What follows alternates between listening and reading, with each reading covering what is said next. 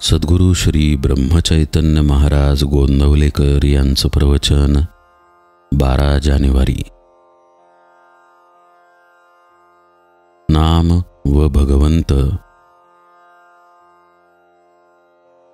राम राम म्हणून राम कसा भेटेल या विचारण्यात काहीच अर्थ नाही। उलट असे म्हणता येईल की राम राम म्हटल्याशिवाय राम भेटणेच शक्य नाही। व्यवहारातही आपला हाच अनुभव आहे। समजा आपल्याला एका गावाला जायचे आहे म्हणून आपण स्टेशनवर गेलो आणि जिथे जायचे आहे त्याचे सर्व वर्णन केले, पण नाव सांगता आले नाही, तर आपल्याला तिकीट मिळेल का? उलट त्या गावातली काही माहिती नाही पण नाव ठाऊक आहे, तर आपल्याला तिकीट मिळून तिथे जाता येईल। म्हणजे ठिकाण माहितीचे आहे पण नाव तेवढेच न आठवले तर काहीही उपयोग होत नाही। यावरून एक गोष्ट स्पष्ट होते की बाकी सर्व केले पण नाम नाही घेतले तर काही उपयोग होत नाही। म्हणून नाम घेणेच जरूर आहे। नामाने भगवंताची प्राप्ती होणार ही खात्री असावी। भगवंताच्या नामाची गरज 2 तऱ्हेने आहे। एक प्रपंचाचे स्वरूप कळण्यासाठी आणि दुसरी भगवंताच्या प्राप्तीसाठी।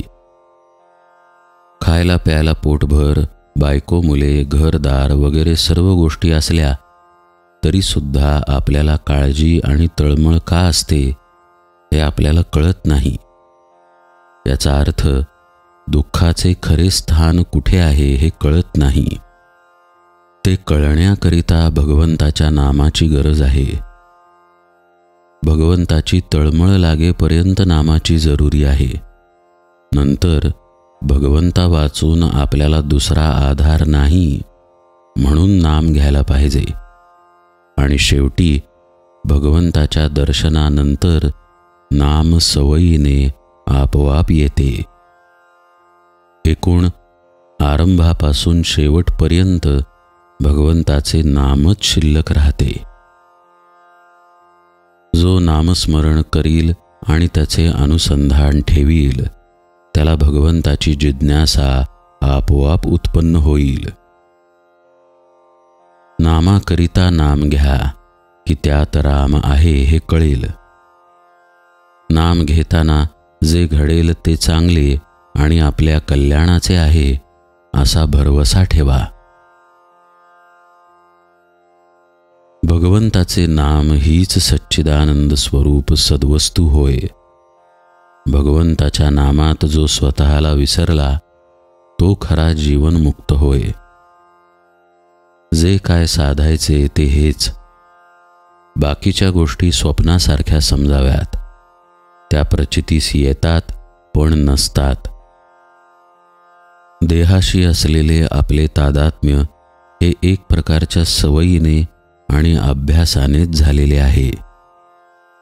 याच्या उलट अभ्यास करून भगवंताचे चिंतन केले तर जसे आज देहाशी तादात्म्य आहे त्याचप्रमाणे भगवंताशी आपले तादात्म्य होईल।